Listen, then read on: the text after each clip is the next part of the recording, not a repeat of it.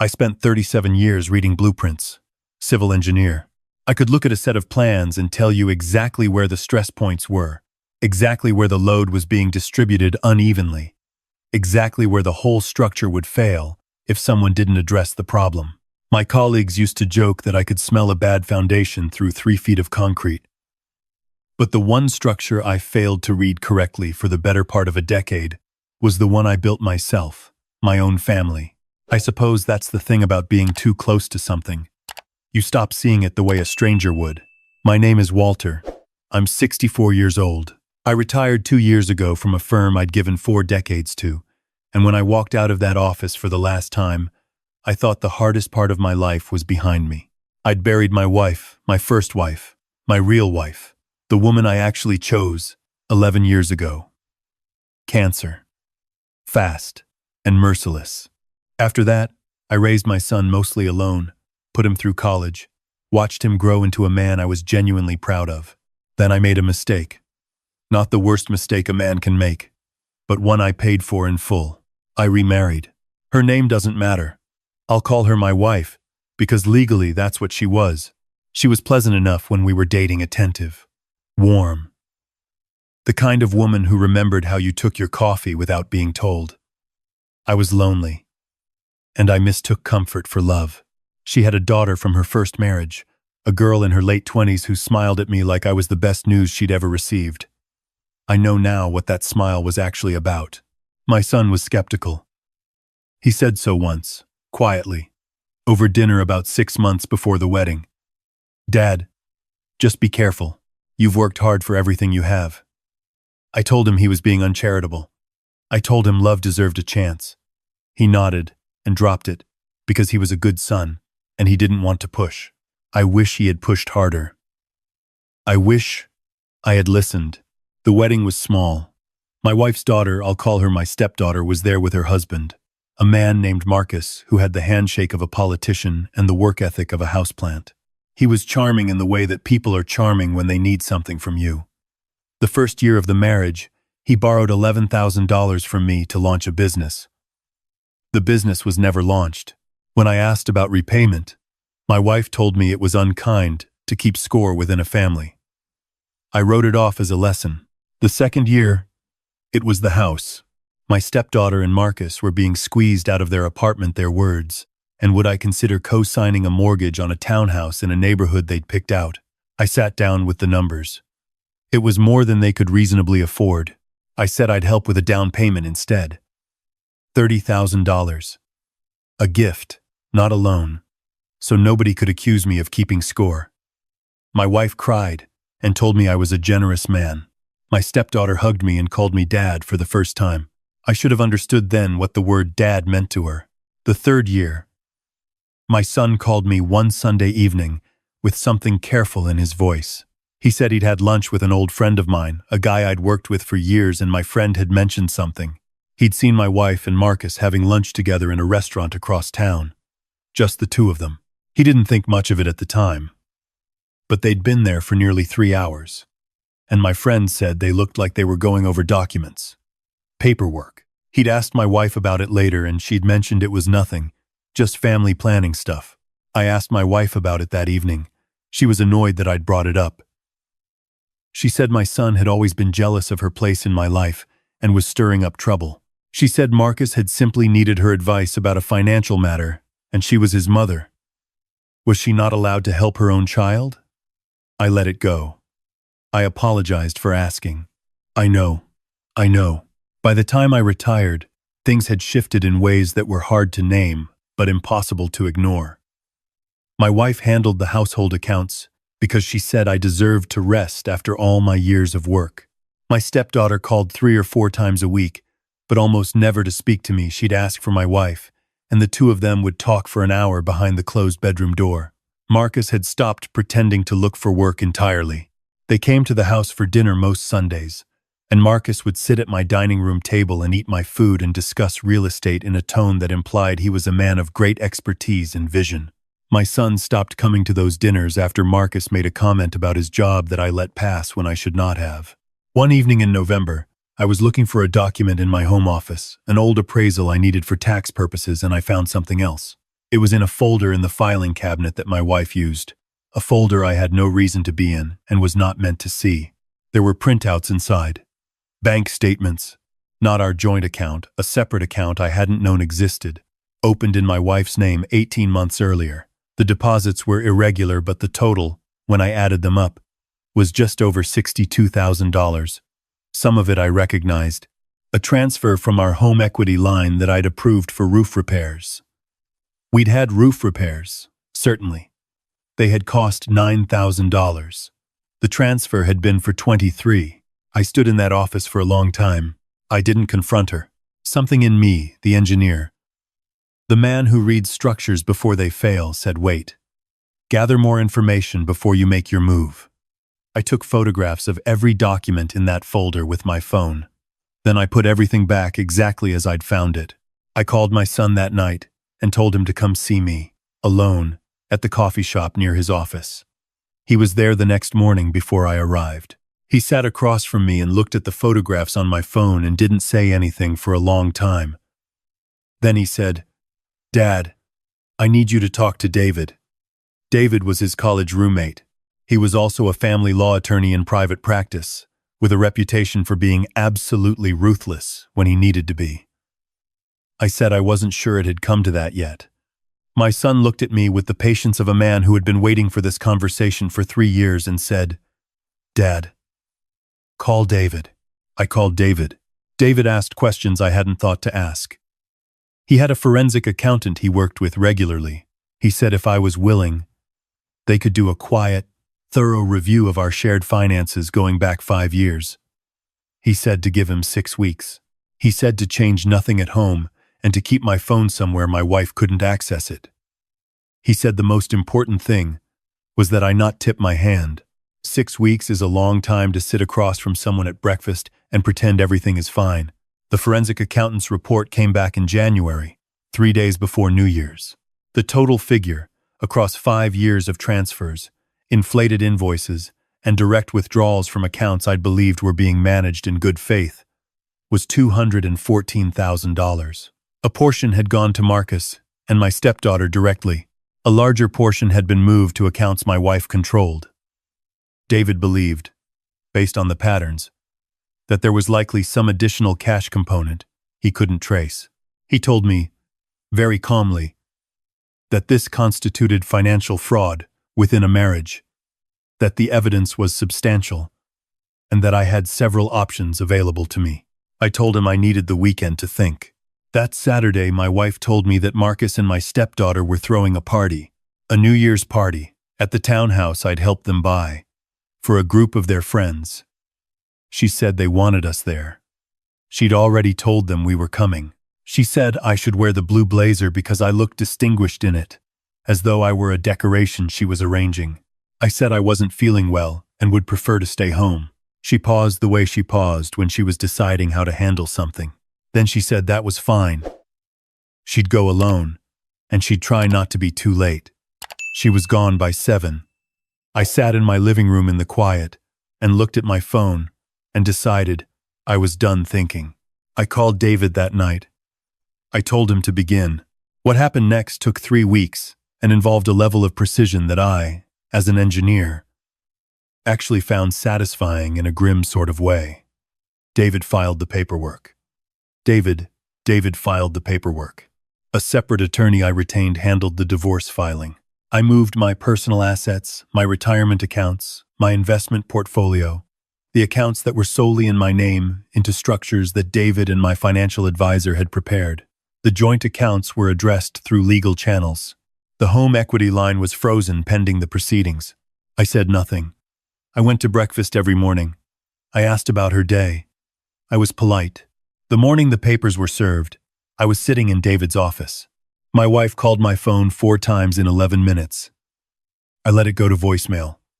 The 5th time, I answered. She said, "What is this?" It wasn't a question. It was the sound of someone realizing the floor had given way under them. I said, "I think you know what it is." She said my son had poisoned me against her. She said I was making a terrible mistake. She said we could talk about this, that she could explain everything, that the numbers weren't what they looked like, I said, I had a forensic accountant. The numbers are exactly what they look like. There was a silence that lasted long enough to be its own kind of answer. Then she said, very quietly, that I would regret this. I said, I already have regrets. That's why we're here. I hung up. My stepdaughter called 20 minutes later. Then Marcus called. Then my wife called again from a number I didn't recognize. I turned my phone face down on David's desk, and we went back to the paperwork. What I had not anticipated, because I am not a vindictive man by nature, was how much the legal process would uncover once it was formally underway. The forensic accountant's review, now conducted with full legal authority, found additional transactions. Marcus, it turned out, had been using our co-signed home equity line as a kind of personal ATM, small withdrawals, regular enough to be pattern but irregular enough to avoid easy detection. My wife had been listed on paperwork for a small LLC that Marcus had registered, an LLC that had received payments from several of the contractor invoices I'd approved over the years. The roof repairs, the kitchen renovation, the HVAC replacement that had cost $40,000 and had, in fact, cost $18,000. David called me one morning and said, with the professional calm of a man who has seen many things, Walter, I have to tell you, this is one of the more organized operations I've encountered. I said, they planned this from the beginning. He said, that is what the evidence suggests. The thing about discovering that kind of betrayal, a betrayal that was patient and systematic and years in the making, is that it doesn't hit you the way you might expect. There's no single moment of devastation. It's more like reading a structural report on a building you love and watching the engineer circle failure point after failure point with a red marker, each circle a small, quiet damage. I thought about my stepdaughter calling me Dad. I thought about her hugging me at the wedding. I thought about the way Marcus used to shake my hand when they arrived for Sunday dinners, that big politician's handshake, and the way he looked me in the eye when he did it. I thought about all of it, and then I put it somewhere behind me, and I focused on what came next. The divorce was contested. My wife's attorney was aggressive and not incompetent. But the documentation David had assembled was thorough to the point of being, as the opposing attorney eventually admitted during a settlement negotiation, difficult to argue around. My wife retained a forensic accountant of her own, who produced a competing analysis that David dismantled in deposition. With the methodical patience of a man taking apart a clock, my stepdaughter and Marcus hired their own attorney when it became clear the LLC issue was going to be examined in the context of the divorce proceedings. The attorney they hired was not, from what David told me, particularly experienced in this area of law. That was their choice to make. What I want to tell you about the thing I have not yet gotten to, the thing that matters most to me when I look back at all of it, is a man named Pete. Pete was the paramedic who responded when I had a small cardiac event in February, about 6 weeks into the legal process. I say small because the doctors called it minor, a warning shot, not the full catastrophe. But I was on the floor of my kitchen at 2 a.m. when Pete came through the door, and I can tell you that nothing about it felt minor from where I was lying. Pete was maybe 30 years old. He had the calm of someone who had seen a great many things and had decided not to be rattled by any of them. He talked to me the whole time they were working on me. Not about medical things, just conversation, asking me what I did for work and where I was from, keeping me present and grounded. In the ambulance, he asked me if there was anyone he should call. I thought about that for a moment and gave him my son's number. My son was at the hospital within 40 minutes. He sat in the waiting room until they let him in to see me. And when he came through the door of that room and I saw his face, the fear in it, the relief. When he saw me awake, I thought, this is what family actually looks like. Not the ceremony of it, not the performance, the thing itself. I spent 2 days in the hospital. Pete stopped by the room on the second day, off shift, just to see how I was doing. He didn't have to do that. He brought coffee from a place down the street and sat with me for 20 minutes and asked if I had people looking after me at home. I said my son was coming to stay with me for a while. He nodded and said that was good. As he was leaving, he turned back and said, "You seem like a man with a lot on his mind." Whatever it is, you're tougher than you think you are. He didn't know anything about my situation. He just read it off me, the way you read a room when you've been doing his kind of work long enough. And I think about those words more than he'll ever know. My son moved in for 6 weeks. He brought his dog and took up the spare room and cooked things that were surprisingly good for someone who had claimed throughout his 20s to know nothing about cooking. We watched baseball in the evenings. We talked the way fathers and sons talk when they stop performing for each other. Honestly, sometimes painfully, often better than I expected. He told me he'd tried to warn me, and I told him he had, and that I was sorry I hadn't listened. He said there was nothing to be sorry for, that he understood why I'd wanted to believe the best. That wanting to believe the best was not a character flaw. I told him about the cardiac event, the 2 a.m, the kitchen floor, the ambulance. He'd known, of course, but there were details I'd kept from him to protect him from imagining it. I told him all of it now. He listened.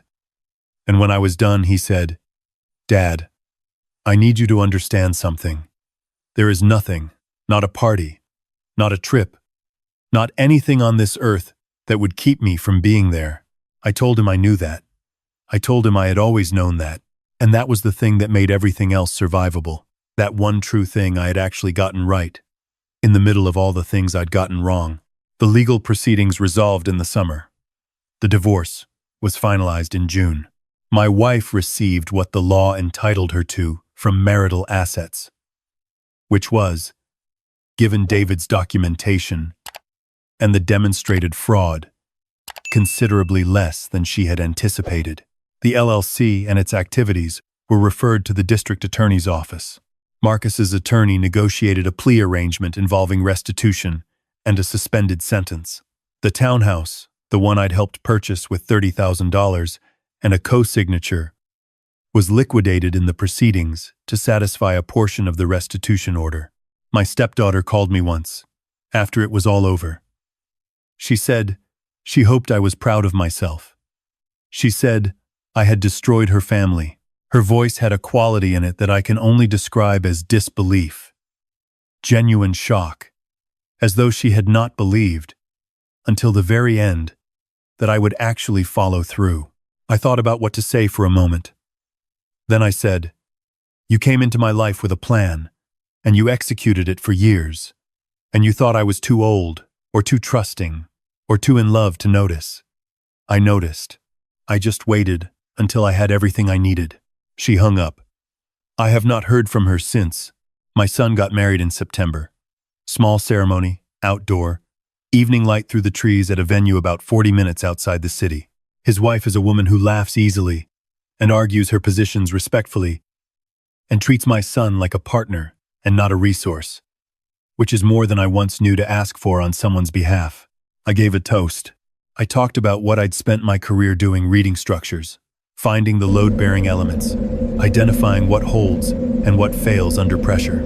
I said the most important thing I'd learned in 37 years of engineering was that a structure is only as strong as the connections between its parts, not the individual components.